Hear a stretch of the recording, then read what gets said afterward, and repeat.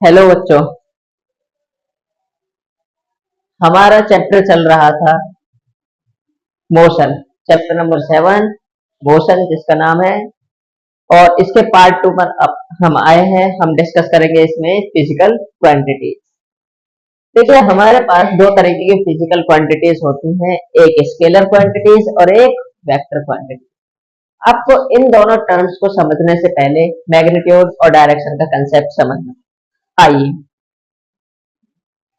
मान लीजिए ये आपके पास बॉक्स है। एक स्टूडेंट है जो कि इधर से इस पर एक फोर्स लगा रहा है।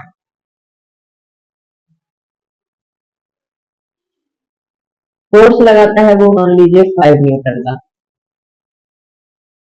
इसने जैसे पुश किया इसे और यहाँ से लेके यहाँ तक ये बॉक्स क्या हो गया, डिस्प्लेस हो गया, इतना मूव कर गया 5 न्यूटन के फोर्स से। बट अगर वही सेम स्टूडेंट नीचे से 5 न्यूटन का फोर्स लगाए तो ये कितना ऊपर जाएगा। जब वही सेम स्टूडेंट ऊपर से नीचे की साइड 5 न्यूटन का फोर्स लगा और नीचे है फ्लोर, तो क्या ये बॉक्स 5 न्यूटन फोर्स पे उतना ही नीचे डिस्प्लेस होगा? नहीं होगा। ऐसा क्यों नहीं होगा? क्योंकि इधर जो है डायरेक्शन अलग है, इस साइड डायरेक्शन अलग है, यहाँ पर डायरेक्शन अलग। समझ गया? यानी कि डायरेक्शन चेंज करने पर इम्पैक्ट क्या हो रहा है? चेंज। लेट अस दूसरा एग्जांपल लीजिए। मान लीजिए एक रिबन है आपके पास, इसकी लेंथ है 2 मीटर। इस रिबन को आप ऐसे की जगह इस तरीके से रख दीजिए तो भी 2 मीटर ही रहेगा। आप इसको ईस्ट में रखिए या फिर वेस्ट में रखिए, नॉर्थ में रखिए या साउथ में रखिए, ये आपका रिबन 2 मीटर ही रहेगा। क्या डायरेक्शन चेंज होने पर ये रिबन की लेंथ चेंज हो रही है? नहीं हो रही। एक और एग्जांपल लीजिए। एक बॉल है, मान लीजिए इसका मास है 100 ग्राम, 100 ग्राम की एक बॉल है। आप इस बॉल को धरती के किसी भी जगह पर ले जाइए, इस पृथ्वी में कहीं भी ले जाइए, इसका मास 100 ग्राम ही रहेगा, चेंज नहीं होगा, 100 ग्राम रहेगा। लेकिन दूसरे एग्जाम्पल में देखिए,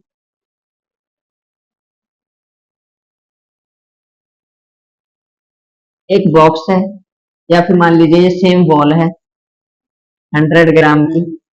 आप इस बॉल को एक बार अर्थ पर रखिए, एक बार मार्स पर रखिए, मार्स मून पर रखिए, दो जगह रखिए। इसका मास तो सेम रहेगा 100, बस बट इसका जो वेट है, वेट अर्थ पर अलग होगा, मून पर अलग होगा। यानी कि डायरेक्शन के अकॉर्डिंग वेट भी चेंज हो रहा है। तीसरी चीज, ये जो हम लिखते हैं, मान लीजिए लेंथ है हमारे पास 10 मीटर, जो ये नंबरिंग होती है ये स्ट्रेंथ बताती है, क्षमता कि कितनी है।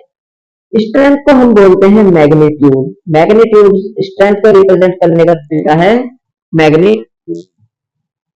ये जो लास्ट में वर्ड्स लगे रहते हैं इन्हें कहा जाता है यूनिट। क्वांटिटी को रिप्रेजेंट करने के लिए एक यूनिट बनाई जाती है, जैसे लेंथ के लिए मीटर, सेंटीमीटर, फुट, ठीक है। मास के लिए ग्राम, किलोग्राम, मिलीग्राम। अब ऐसा थोड़े ना है कि आप कुछ कपड़ा लेने जाओ, आप बोल दो कि 2 लीटर कपड़ा दे दीजिए। तो हर एक फिजिकल क्वांटिटीज के लिए एक स्पेसिफिक यूनिट है। इसी तरीके से लेंथ के लिए मीटर है, फोर्स के लिए न्यूटन है, मास के लिए ग्राम, किलोग्राम, मिलीग्राम, ये सब।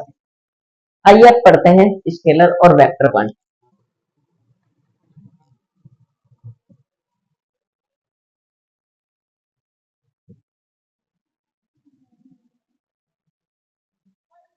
देखिए, स्केलर क्वांटिटीज ऐसी क्वांटिटीज होती हैं जिनके पास में मैग्नीट्यूड होता है बट डायरेक्शन नहीं होती। उन्हें स्केलर क्वांटिटीज कहा जाता है। वेक्टर क्वांटिटीज ऐसी क्वांटिटीज होती हैं जिनके पास मैग्नीट्यूड होता है, साथ में डायरेक्शन भी होती है। स्केलर क्वांटिटीज जब इनके पास डायरेक्शन ही नहीं है तो डायरेक्शन चेंज करने पर इन पे कोई इम्पैक्ट नहीं पड़ेगा, कोई भी चेंज नहीं है। तो ये जो स्केलर क्वांटिटीज होती हैं ये डायरेक्शन इंडिपेंडेंट क्वांटिटीज होती हैं। वेक्टर क्वांटिटीज जो ऐसी क्वांटिटीज हैं जो डायरेक्शन पे डिपेंड करती है, यानी डायरेक्शन चेंज करने के साथ में ये चेंज हो। आइए देखते हैं। Those physical quantities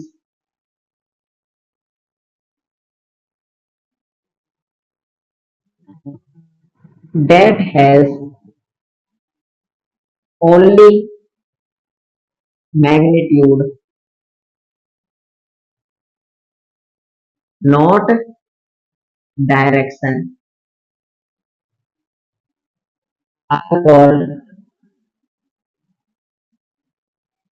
scalar quantities.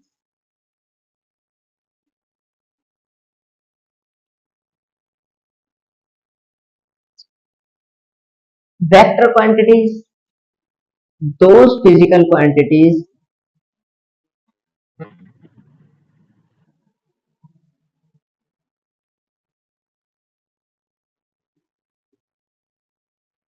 that has both magnitude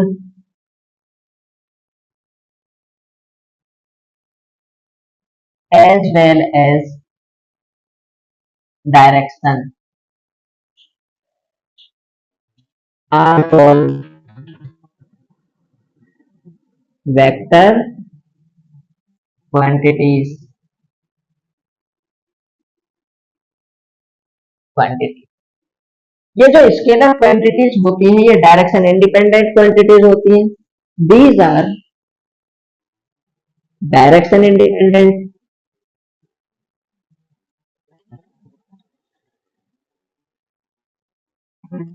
but जो वेक्टर क्वांटिटीज होती हैं ये हमारी क्या होती है, direction dependent. These direction dependent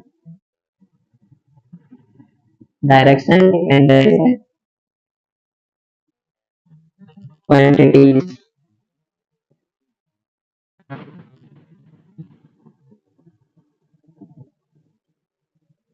quantities ये डायरेक्शन इंडिपेंडेंट होती है, ये डायरेक्शन डिपेंडेंट होती है। अब एग्जांपल्स की बात करते हैं।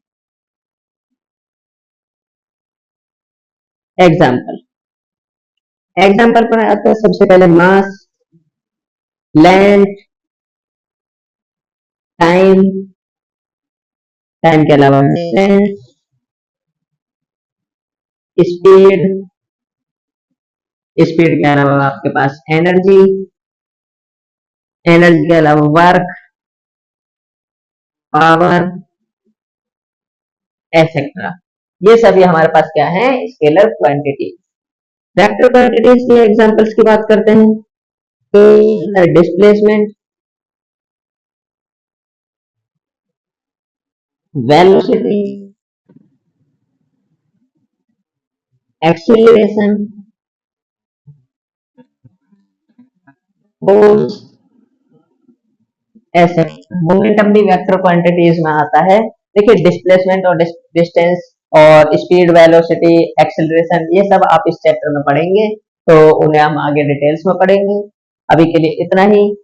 आप इस लेक्चर को अच्छे से देखिए और वीडियो को लाइक करें, कमेंट करें एंड सब्सक्राइब करें और अपने दोस्तों को ज्यादा से ज्यादा भेजें जिससे कि उनके पास भी ये नॉलेज पहुंच सके।